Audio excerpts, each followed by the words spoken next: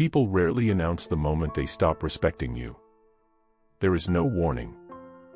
No dramatic confrontation. No confession. It happens quietly. Somewhere between the extra chances you keep giving, the boundaries you stop enforcing, and the emotional discomfort you're willing to tolerate just to keep someone close. One day, the dynamic changes. And the terrifying part is that it often changes long before you notice it. Because exploitation rarely begins with cruelty. It begins with observation. People watch. They notice what you ignore. They notice what you'll forgive. What you'll excuse. What you'll endure. What you'll sacrifice. And once someone realizes that losing you carries no real consequence, your emotional value starts shifting in ways that are almost impossible to see from the inside. That's when weakness becomes dangerous. Not because weakness is evil. Not because vulnerability is wrong.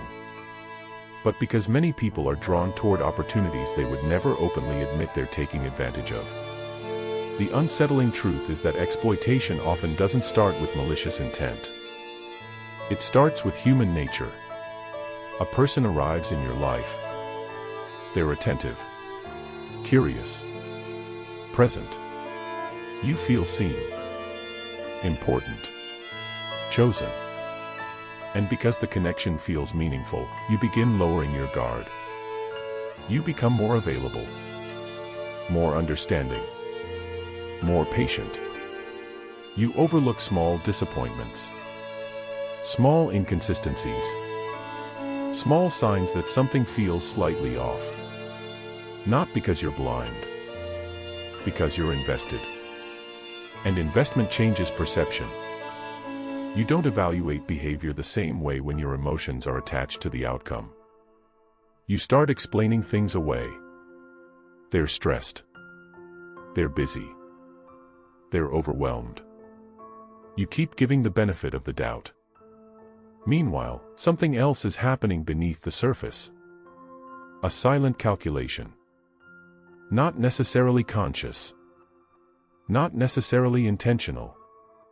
But real. People slowly learn how much effort is required to keep access to you. And many eventually adjust their effort accordingly. That's where emotional imbalance begins. At first they text first. Then sometimes. Then rarely. You continue initiating. You continue carrying conversations. You continue maintaining the emotional atmosphere. Because relationships rarely collapse all at once. They slowly transfer responsibility onto one person. And that person usually doesn't notice immediately. They simply try harder. A little more effort. A little more patience. A little more understanding. Until one day they realize they're the only reason the connection still feels alive. And that's a brutal realization. Because by then, the imbalance already exists. You can feel it in the smallest moments. The delayed replies that suddenly feel normal. The conversations that seem shorter than they used to. The way they sound more interested when talking about other people. The way your stories receive polite reactions instead of genuine curiosity. The way enthusiasm quietly disappears. Nothing dramatic. Just enough to create uncertainty. And uncertainty is where emotional dependence starts growing.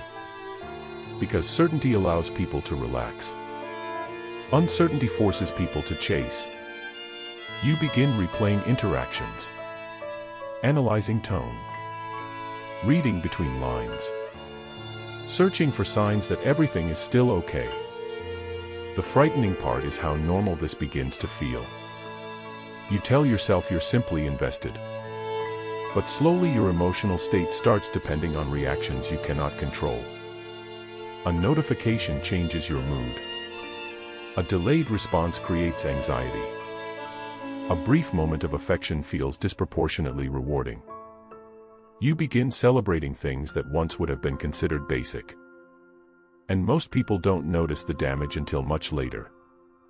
Because weakness rarely feels like weakness while you're experiencing it. It feels like love, loyalty, patience, commitment, understanding. Until the day you realize those qualities are no longer being reciprocated. Then the picture changes.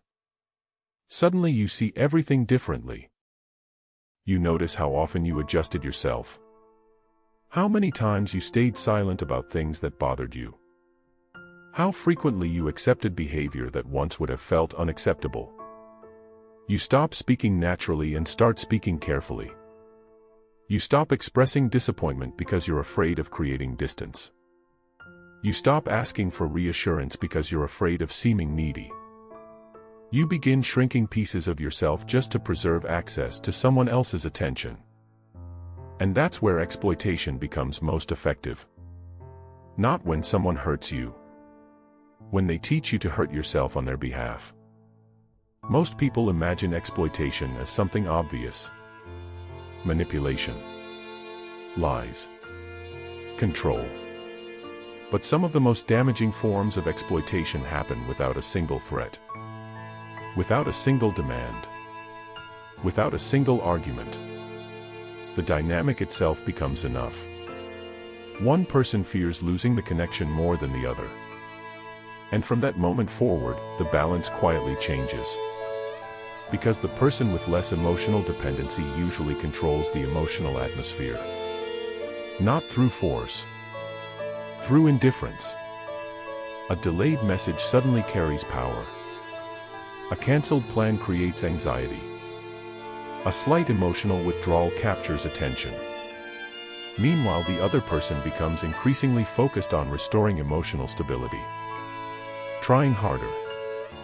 Giving more. Accepting less, and slowly losing themselves without realizing it. The painful irony is that exploitation often grows strongest inside people who genuinely care. Because caring creates tolerance, and tolerance creates opportunities. People begin taking emotional access for granted. Not because they're monsters. Because familiarity changes perception. Attention changes before love admits it. At first your presence feels special. Then expected. Then assumed. Eventually it becomes part of the background. Like a sound that was once impossible to ignore. Now barely noticed. That's when something disturbing happens. You become more available. Yet somehow less appreciated. You offer more understanding. Yet receive less consideration. You give more reassurance. Yet feel increasingly insecure. And the harder you try to restore the original connection, the further away it seems to move. Because people often stop noticing what remains constantly available. That truth feels uncomfortable because most people have experienced both sides of it. The person being overlooked. And the person doing the overlooking. Sometimes without realizing it.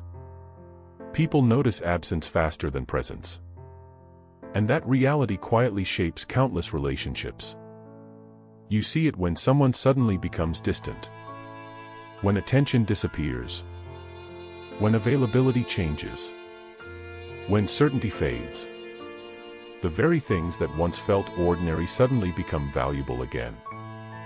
Not because they changed. Because access changed. And access alters perception. That's why emotional weakness becomes so vulnerable to exploitation. Weakness creates predictable access. Predictable access removes uncertainty. And once uncertainty disappears, appreciation often starts fading alongside it. The most devastating part isn't being mistreated. It's realizing how much of yourself you sacrificed before recognizing what was happening. The late night staring at old conversations. The moments spent checking whether they viewed your story. The relief you felt from receiving basic attention. The excuses you made for behavior that quietly wounded you. The standards you lowered. The needs you buried. The things you tolerated because losing them felt worse than losing yourself. That's the part people struggle admitting out loud. Because it forces an uncomfortable question. At what point did maintaining the connection become more important than maintaining your self-respect? Most people never identify the exact moment. It happens gradually. A compromise here. A silence there. An ignored feeling. A swallowed disappointment. A postponed conversation. Until eventually the version of you that entered the relationship no longer exists in quite the same way. You become emotionally organized around someone else's reactions. Their attention determines your confidence. Their approval influences your mood. Their distance creates panic. Their presence creates relief. And the terrifying thing is how reasonable all of this can feel while it's happening. You don't notice the shift. You simply adapt. Again. And again. And again. Until adaptation becomes self-betrayal. Then one day something breaks the illusion. Maybe they become excited around someone else. Maybe they reply faster to people they barely know. Maybe they laugh harder with strangers than they do with you. Maybe you realize they're giving new people the curiosity they stopped giving you long ago. And suddenly a truth emerges that was quietly growing beneath everything. You are no longer afraid of losing who they are. You're afraid of losing who you became around them. Because so much of your emotional identity became attached to maintaining their attention. And that's a terrifying place to find yourself. The frightening part is how common this becomes. Not because people are evil. Because weakness advertises opportunity.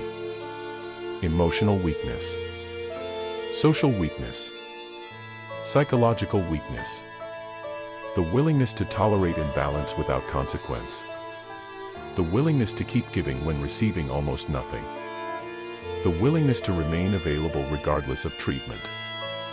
Many people will never consciously decide to exploit that. But they will adapt to it.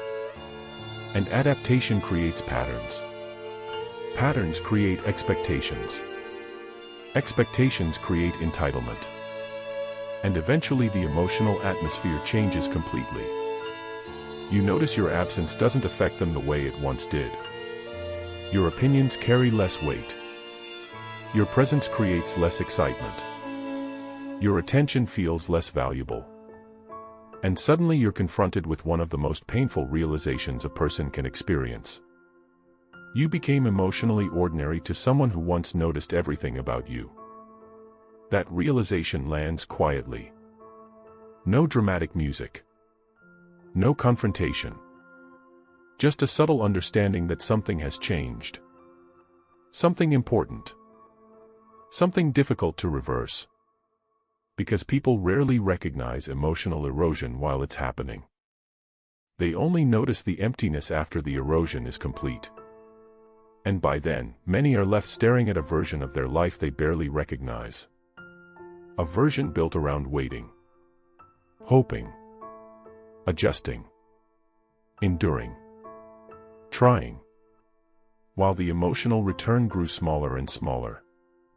Until eventually they are forced to confront a truth that feels almost cruel. Weakness does not always attract compassion. Sometimes it attracts exploitation. Not because people consciously hunt for it. Because people naturally move toward situations that demand less effort and offer more access. And the moment someone realizes they can have unlimited access to you without earning it, something begins changing beneath the surface. Quietly.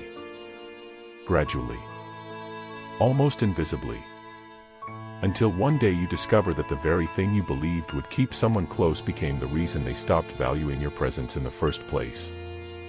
And that's what makes this realization so disturbing. The collapse rarely begins when someone leaves. It begins when they stop fearing your absence. If this felt uncomfortably familiar, subscribe for more psychological explorations of human behavior.